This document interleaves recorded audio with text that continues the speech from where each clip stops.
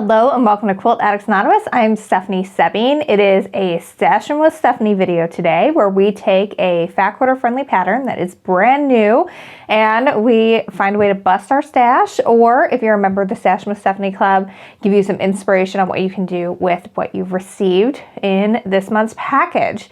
I am officially 7 months pregnant and I am totally looking it in this dress, but I could not resist the opportunity to match today's fabric. So it was just really pretty and really fun. So let's take a peek at that and I'll talk a little bit more about the program and then we will get started with today's tutorial. Today's tutorial is a very approachable pattern. So it's very good for people who are beginners and are getting ready to sort of maybe tackle something that looks a little bit more challenging but really isn't. Or if you just need to get a quilt done fast, these are very large blocks and so you're going to be able to do that. Let's take a look at the fabric first. So this month we're working with Jessica VanDenburgh's second fabric collection, Juniper, and I just love it because Jessica is a quilter first and a bag maker. You've seen her designs when we do the So Many Creations patterns, and she really understands the need to have multiple scales and the supporting prints like this one.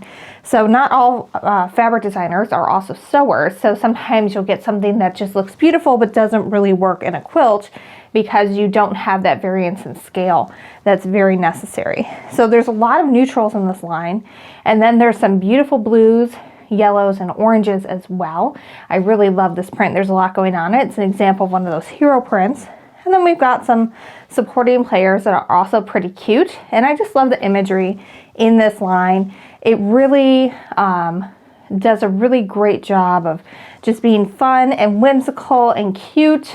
And it'll just be a fun quilt to work on as the weather starts to turn, because when you have gloomy days and you have fun fabric, that always makes for a good time. So this one's so cute. My daughter is obsessed with butterflies, so I'm going to have to save a fat quarter of that for her. And we have a few greens, and then we get into the fun oranges and yellows, which really make all of those blues pop because they're opposite on the color wheel. So she just does a really great job with color, and then again having that mix of your sort of background supporting player prints, your sort of medium designs that can kind of stand on their own, and then as well as those gigantic big prints. I really like this metallic one. We're using the white version of that for our background on this one. So the pattern I've designed to go with this month's collection is called Twinkle, and it's sort of two stars being thrown together and smashed together, but they're really fun.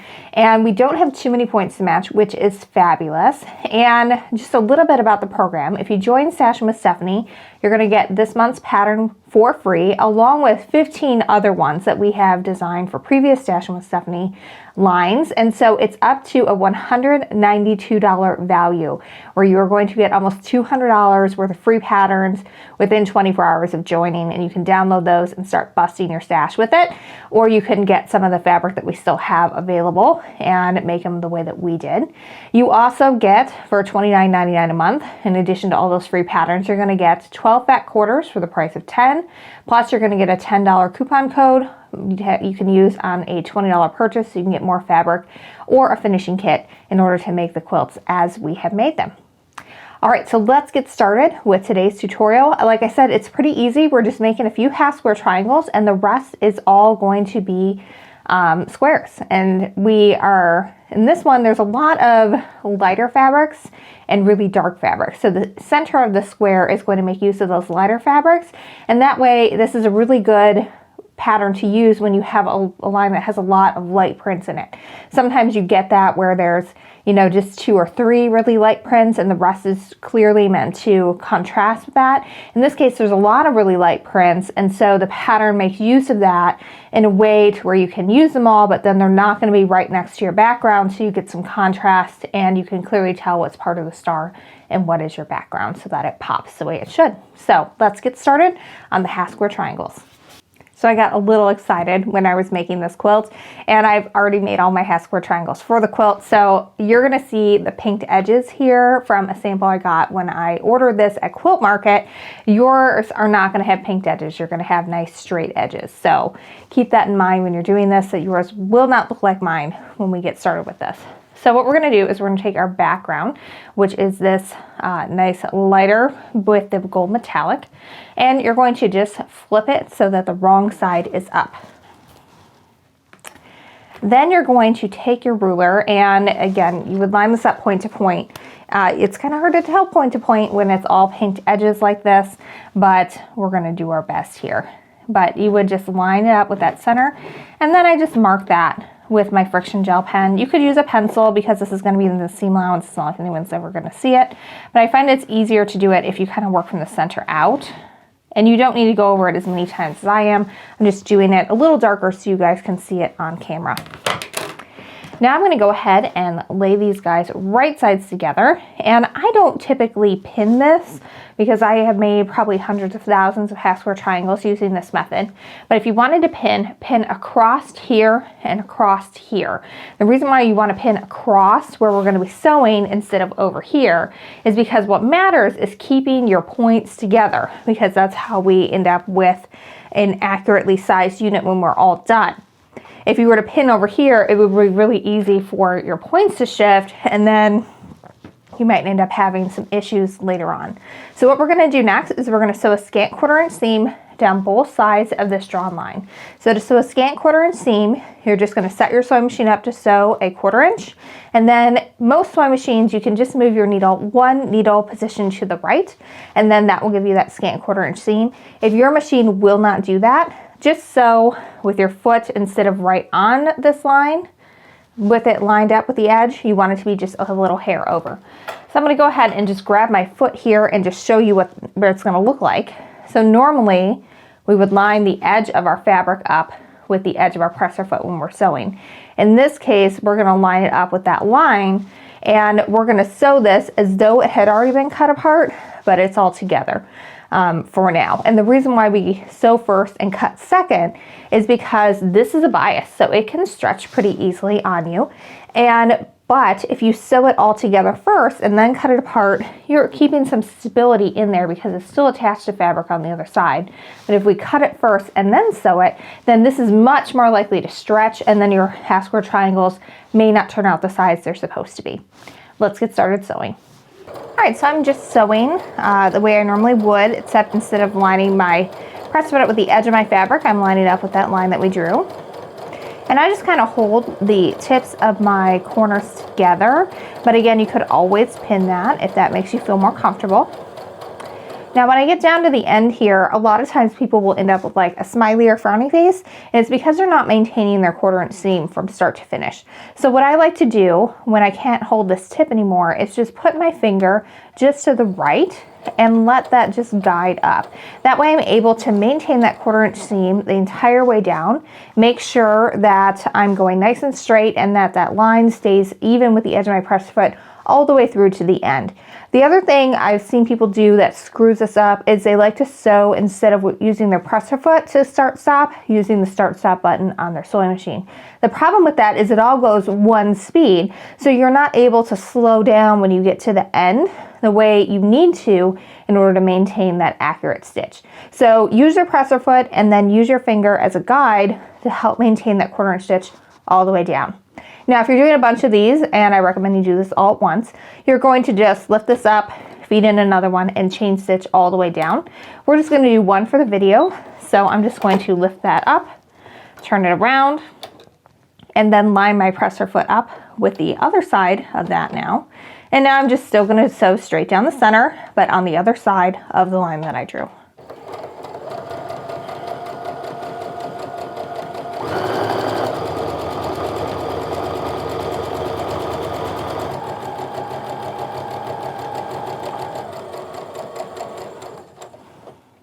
All right, so it's a little hard to see because it's white thread on a white fabric, but we've now sewn down both sides of that drawn line. If I flip it over, we can see a little better that it is nice and white thread on there. You can always measure to make sure you've done this right. You should be at a 1/2 inch or maybe a hair under if you've sewn that scant 1/4 inch seam correctly. I'm just a hair under in this case, so that means I am good to go. right, so I'm going to go ahead and flip this back over so I can see that line that I drew. And I'm just going to use my rotary cutter to slice right down the center of that line. It doesn't matter if you are super accurate at this point because we already have the accuracy from sewing that scant 1/4 inch seam. But you don't want to get too skinny and have less than 1/8 of an inch on either side of that seam allowance, because that can pop apart with use or sometimes when you're quilting it on the long arm. So do be careful of that, but if you're not perfectly on the line that you drew when you cut it apart, that's not the end of the world. So now you can see we've got 2 half square triangles for the price of 1. So it's really fast and convenient and a great way to get really accurately sized triangles, but we still have a couple more things to do before these are ready to sew into our quilt. So I really like to press all my seams open. I find that I get really great joins, especially with all these points. And to do that, I just kind of open that seam up and sort of finger press it open with 3 fingers ahead of the iron. Then with my iron tip straight down that center seam, I just press across. And your seam should be nice and straight. If you lined a ruler up next to it, it would still be very straight. You don't want to have where you have like curves coming up or down. That means that you didn't maintain that 1/4 inch stitch all the way down, and that's why you're having trouble. And you also don't want to see any wiggles. That means that there is a pleat on the other side. So I'm just going to go ahead and flip that over, and I like to just press from the other side as well, just to get it super, super flat. Now we've got to trim this down, and this is a step that is really easy to skip because you think, well, why would I do that? But it makes a huge, huge difference in getting all your pieces to be the right size, which means your quilt is not going to be lumpy or bumpy. It's just going to be nice and flat when you put it all together. And you're also going to trim off some of those dog ears, which will make quilting easier as well. I did one quilt where I didn't trim anything, and it was just a hot mess getting it all together. And then I learned after that, I was like, yep, there's some reasons why they tell you to trim this down. There's definitely a reason for that. All right, so what we're going to do in order to trim this accurately is the first line I line up is always the 45-degree line. That line needs to be exactly on that seam line. If it's off like this, then that means that your seam is not going to be going to your corner, and any amount of pinning you ever do isn't going to fix it because it's never going to line up correctly the way it should. So always line that up first, then make sure you've got some fabric hanging off past the measurement you need to cut to, as well as beyond the side of the ruler. Once you're happy with that, place your whole hand down on the ruler and just cut your right and your top side. If you're left-handed, it's going to be your left and your top side. We can move those to the side. I'm going to give it a 180-degree flip. Now this time, I'm going to line up the measurement that I'm supposed to be trimming to exactly with the edges that I just trimmed. And then I sew that 45-degree line going right down that seam allowance because that is still the most important line. Go ahead and give it another trim. And now we have a half square triangle that is exactly the size we need it to be.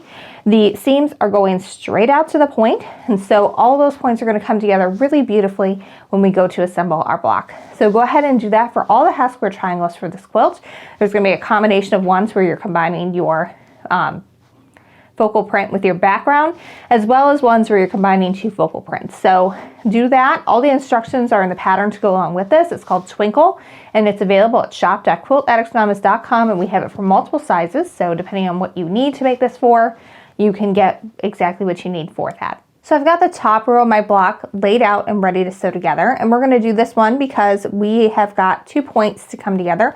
There aren't that many points that you have to join well in each block. Really, there's only 4 in each block, so it's not that intimidating, but I wanted to show you how to do that and how I would sew these together in order to join my rows first, and then we're going to join the rest of our block together, and I'll give you the tips and tricks along the way so that way you can have a perfectly flat block as well when you're doing this at home. So first off, when I'm doing this at home, I lay out everything right next to my sewing machine, so I've got my entire block that I'm just assembling one at a time. It's kind of fun because you can kind of mix up and have as scrappy of a look as you can possibly get. I tried not to repeat fabrics too much, and then what I did was I would sew everything that was in the last 2 vertical rows together first. So I would have done this one and then the 2 that were on the end in the second row, and so on until I had my entire block together. And this one we just had the 1 row, so I'm going to lay these guys right sides together. Also, one thing to note here is I kept alternating the direction of where these are going, because technically this is a directional print that we are working with here. And in order to avoid having it look like, you know, we messed up, I basically, every other block, I would have my corners going up. And then in the next block that I laid together, I would have my corners going out. And so then whatever was next to it, so in this case, there's one here, this is a vertical one, so I've got this one going horizontally. And then when you put them together, you can arrange them so that they're all just going in a mishmash of a way, but it's kind of planned just a little bit, so that way it looks like sort of organized chaos, which is what you want in a scrappy quilt. All right, so I'm just gonna arrange these guys right sides together. I typically don't pin these because we're just sewing squares together, and there are a lot of instances in which we're just sewing squares together in this block. But if you feel more comfortable doing that, by all means, please do. What I do is I just kind of get it started, and then I hold my corners together with my fingertip. I'll sew down to the bottom, and then I will move my finger again to the left this time to maintain that 1/4 inch stitch all the way down. Now again, I would just pick up the next row, the two on the far side, and I would just keep on chain stitching all those together. And then what I like to do is lay everything back out. That way I know that everything is exactly where it's supposed to be and it's looking the way it's supposed to. So I would have gotten this entire row done, and then I'm gonna move on to the ones that are kind of in the middle here. Now for this one, we have to pin it a specific way in order to keep these points together. So first I'm gonna align those guys right sides together. Then looking at it from above, I'm going to line it up so that those seams are right on top of each other. This one is really easy to tell because you've got dark prints on one side and light prints on the other. And then I'm gonna put a pin on the side of this seam that I'm gonna sew last. So in this case, it is the right side of that seam allowance. So that way I can sew all the way down to here. And when I get my needle in the first half of that seam allowance, I can pull that pin out, and then that needle will kind of act like a pin until I can sew the rest of the way so that we have a great join.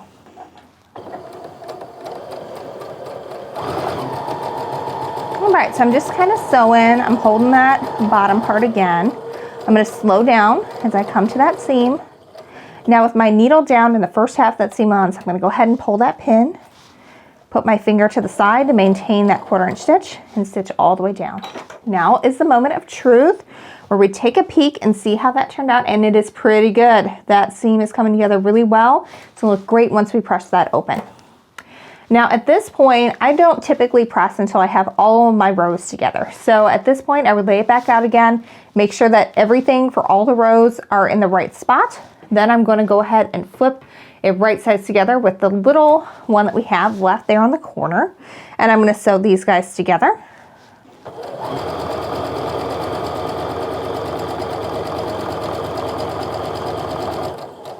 And again, I would chain piece, just going all the way down the block for all the other rows as well.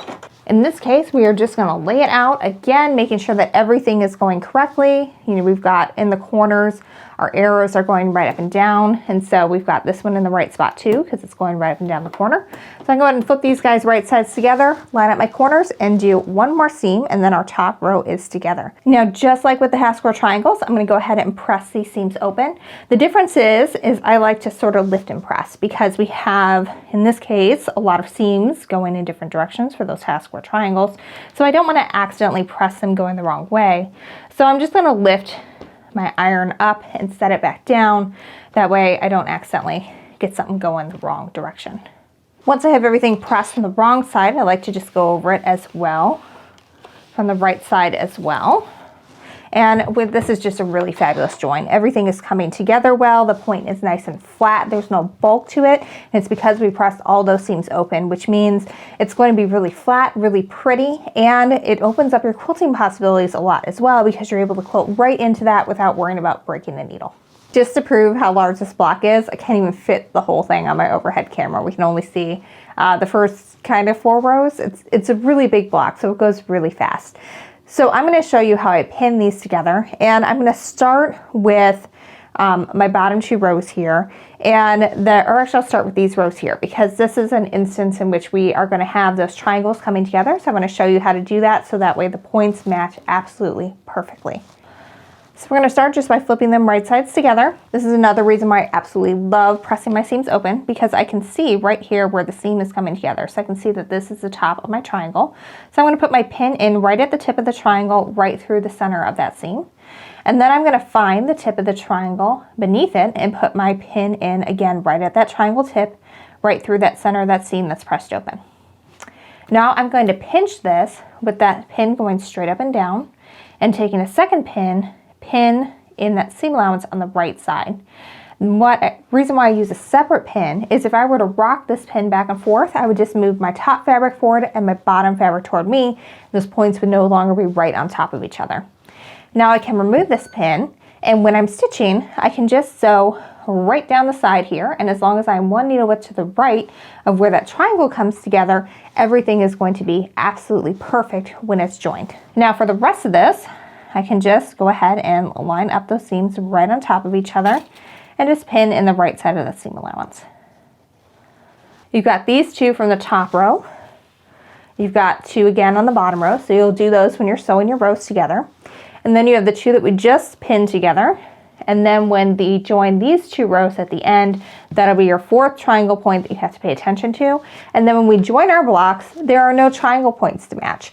So it is really a very easy block. If you just want to give half square triangles a go for the first time, this is a good one to give it a try on, because you just don't have to do it that much. It's not like you're going to make hundreds of thousands and all the points have to be perfect. You can just give it a try, see how it goes, and I bet you're going to like it. I'm going to go ahead and pin these bottom rows as well. In this case, we don't have any points to match here. There's no points that are going to be coming together. I just need to make sure that I'm sewing that 1/4 inch seam so I don't lose this point or this point here.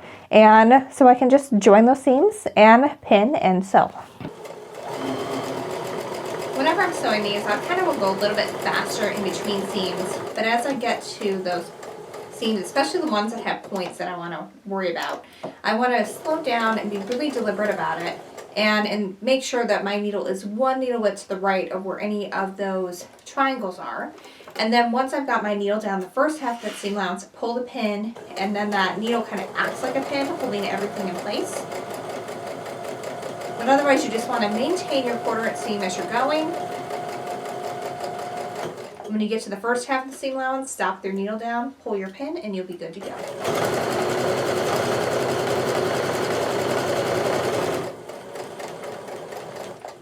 I'm also going to press these row seams open, again making sure to lift and press, because we have a lot of seams at this point. We don't want to press anything going the wrong way as we do this. And as long as you kind of have your fingers advanced to sort of finger press that open as you go, it goes pretty easily, and once you get the hang of it, it is super, super simple to do. Let's go ahead and flip that over, see how we did. Oh, pretty good, pretty good. It could be a little better, but I'm going to call that good. The points are coming together really well. I could have moved it a little bit to the side, but I'm happy with that. I'm going to let it be. So I'm going to go ahead and press it from the right side. And then that one's ready to go. I'm going to press my other one, and then I normally don't show you how to assemble the entire block, because at this point you're just putting stuff together and sewing long seams, and it's no different than what we just did. But I will show you how I pinned the next bit, because I found it to be a big time saver.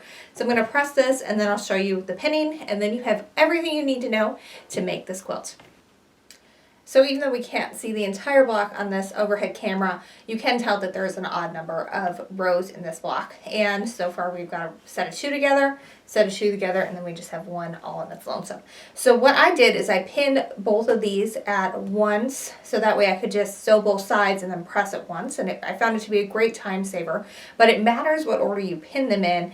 That way you can make sure that you don't accidentally sew down something that you don't need to. So we're going to ignore this bottom one for right now. And we're first going to pin the single row from the top to the double rows that are our second and third rows. Alright, so I've got that top row pinned, and it's not going to be anywhere near where we're going to be stitching on this side, which is very important, because that means we're going to stitch this one second, so that way it's out of the way. So I'm going to go ahead and flip these guys right sides together. I've got my bottom 2 rows that are now attaching to my third row. I'm going to flip this over and I'm going to pin this side together. And this is going to be the first seam that we sew, because we can sew this side without worrying about getting this caught, and then I can open up the block and stitch that side. And it really is a really great time saver when you're putting together this block. So this is it. This is our gigantic block for Twinkle. And again, it looks like there's two stars kind of colliding into each other, hence the name. And it's a fun one to make. It goes super fast because we have rather large pieces that we are working with. And also you have a big block, so you can just get it together and move on to the next one. And the one that we did, that was the full-size double quilt, that was just 16 blocks, so that it just went so fast. I was able to get all the blocks together in 2 days. It took another couple of days to get my half square triangles ready to go, but it was a really fast quilt, really fun, and it's great if you either need something quick to get together for a gift, or you just want something that's going to challenge you a little bit, where you can get sort of a taste of those half square triangles without being totally overwhelmed by them. Again, all the fabrics I've already shipped out to this month's Stash with Stephanie subscribers. We do have kits available for this, as well as finishing kits for our subscribers. So if you want to make it as you see it here, we can definitely make that happen for you. You can also join Stash with Stephanie. It's $29.99 a month plus shipping. You get a $10 coupon code that you can use on the $20 purchase to get more fabric if you really like that month and you want to make a big quilt out of it. Or you can also just bust your stash and work through those 16 patterns that we now have that you get access to for free within 24 hours of when you join. And that way you can just bust through that stash and feel really good about it, and maybe just get some background fabric as you need it. But that is a $192 value that you get within 24 hours of joining, is access to all 16 of those patterns.